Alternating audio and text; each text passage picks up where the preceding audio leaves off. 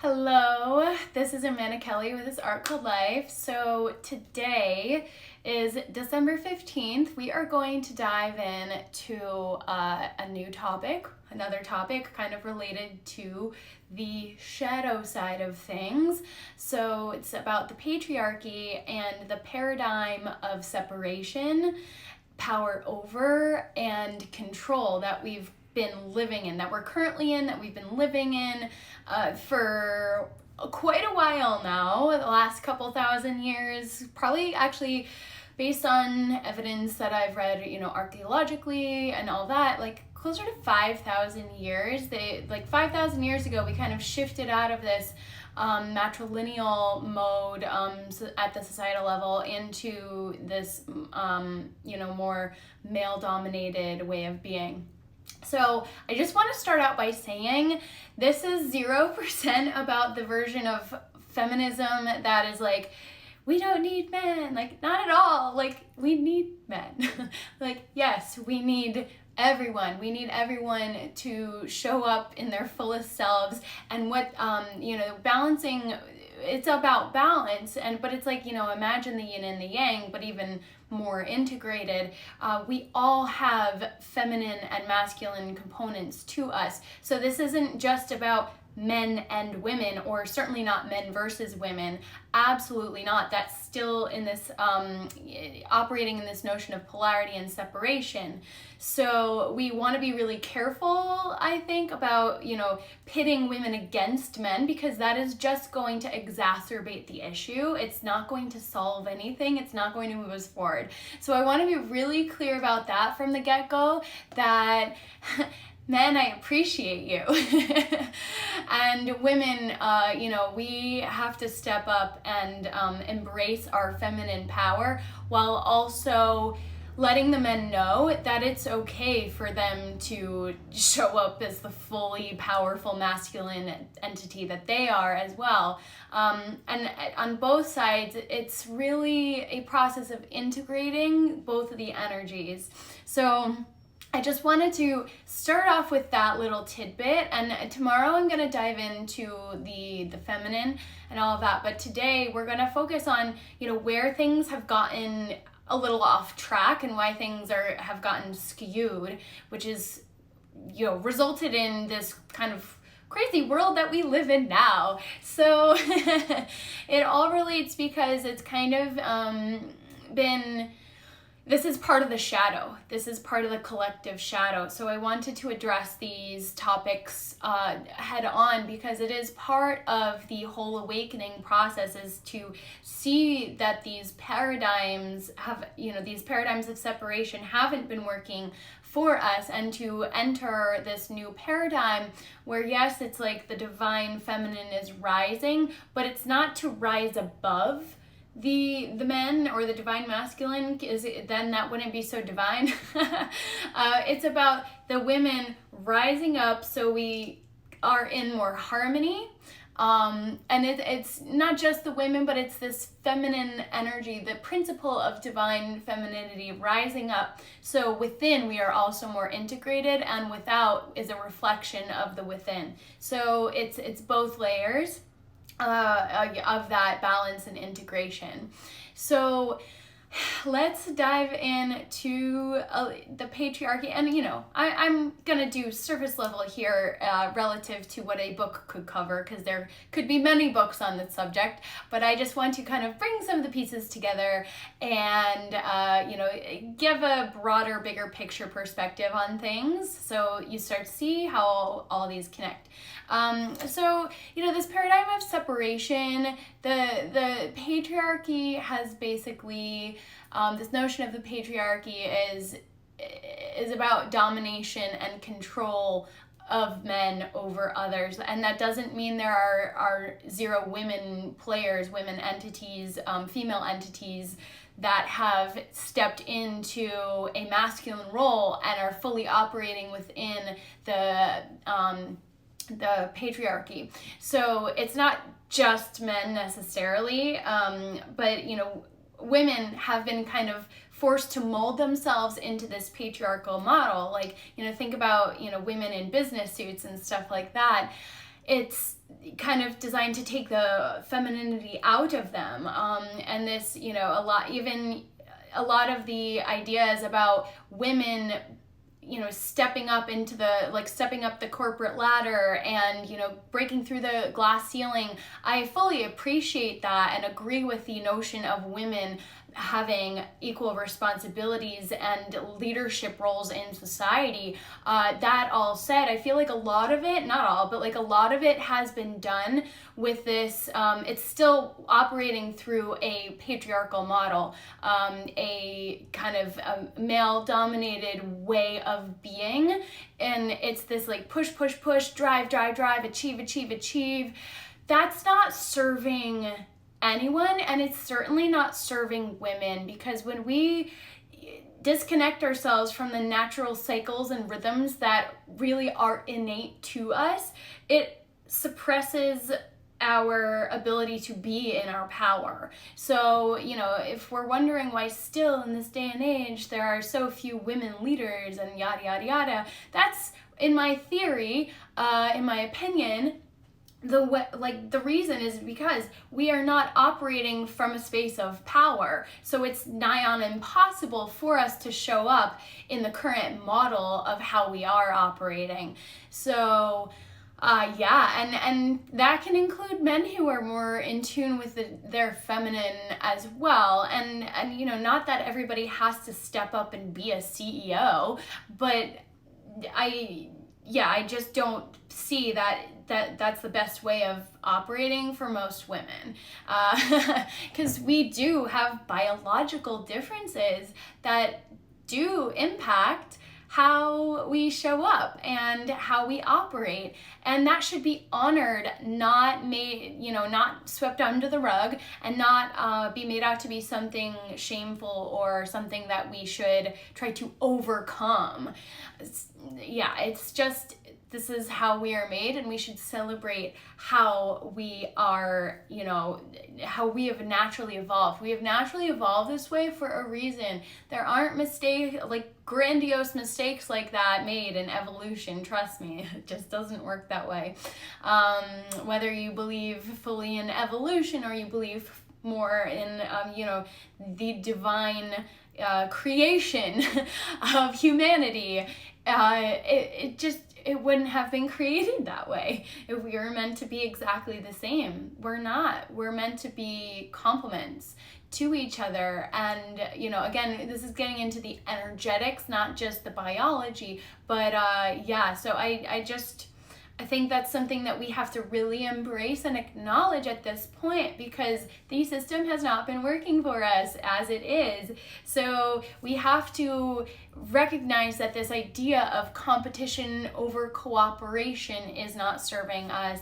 That the patriarchy, this paradigm that we've been living in, it's very much about disconnection of mind and body, disconnection from the land, disconnection from the natural rhythms and ways of being, disconnection from our connection to above and within. So this is really something that we have to bring to the light, that this, we have been disconnected, and that it's clearly not serving us.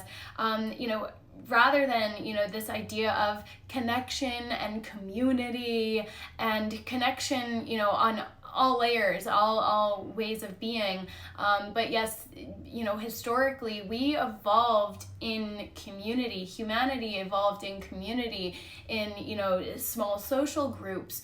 And even today in society, especially urban living, we are very, very detached from that original way of being. And I'm not saying we have to go back to the cave days, but at the end of the day, community is so key. So now we have to be really conscious about creating that kind of community for ourselves, because as we come together, we will be able to co-create something even more beautiful. So it's really important to recognize what has not been working and shift into a way of being, a way of operating that can propel us forward, that can serve. Because the more we share, the more we support each other, the more we can all rise up and create something more beautiful. So and I also want to be clear, so there's a really big difference between taking personal responsibility for yourself and really being the CEO of your own life, and the cult of the individual. So and also, you know, filling your own cup first. This idea of filling your own cup first is 0% selfish, and it's not placing your individual being over the needs of other people. It's this idea that if you are not filled up yourself, you are not in a position to serve. So to bring it into the tangible, when I was recovering from cancer and pre-diagnosis as well, I had limited capacity to give to others because I barely had enough energy to get through my day myself. So if you're running on overdrive, if you are basically like about to hit an empty tank yourself, how much are you going to be able to show up for the people in your life? And, you know, even just like emotionally, if you're stressed out, strung out, and just like overextended, if something triggers you, you're much more likely to overreact. If somebody says something and it just lands the wrong way, it doesn't even mean that they meant it in the way that you're interpreting, but your filters are not as strong, and your ability to express compassion and say, hey, maybe they didn't mean it that way, maybe I'm interpreting it incorrectly, rather than reacting and like lashing out at them in return, and then it just escalates. So our ability to do that is extremely diminished. So interpersonal relationships are directly impacted when we are overextended and when we haven't filled our own cup first by taking care of our own needs first. And, you know, the way society is built right now, so many of us are running on overdrive. We're, you know, an empty tank. So it's really kind of gotten to us to a place, and not to mention the physical fallout that happens, that results when we are not taking care of ourselves, self-care, self-love, all of that. So it's really about filling our own cup, and society hasn't really been structured in ways to do that very easily anyway. So it's really a matter of examining what has not been working for us and thinking about how we can rebuild something that does support vast majority of society, all of society ideally. So, you know, it's the cult of the individual. Individualism is about ego, it's about power, it's about control, it's about greed, and that's not what personal responsibility and putting yourself first is about, because from that space you are actually able to step up and serve more greatly. So there's a distinct difference there, and I just wanted to make that clear as well. So, you know, basically we've just been living in a very skewed reality, a very skewed society. You know, again, humans evolved in community, and we've been so separated from that, and separated from ourselves, our internal source, our, you know, connection to greater power, connection to nature, all of that. So coming back into center and really tuning in is key, which has been a common theme for a lot of my videos here, because really that's what it all comes back to. And community is about balance of responsibilities to get back into the masculine and the feminine. It's not about, you know, everybody can do the same thing as good as each other. Really, no. And while many women are capable of showing up and doing the exact same jobs equally well, it may be better than men, it's not about that. It's about everybody having a role and having that role acknowledged and respected, and honoring the different gifts and capabilities that we all have, including women, including the feminine within all of us. So this is where we have to take a step back and figure out how we can integrate that more completely and more beautifully. So, I just want to add a note about religion, because this isn't just the level of the economy or politics, CEOs and all of that.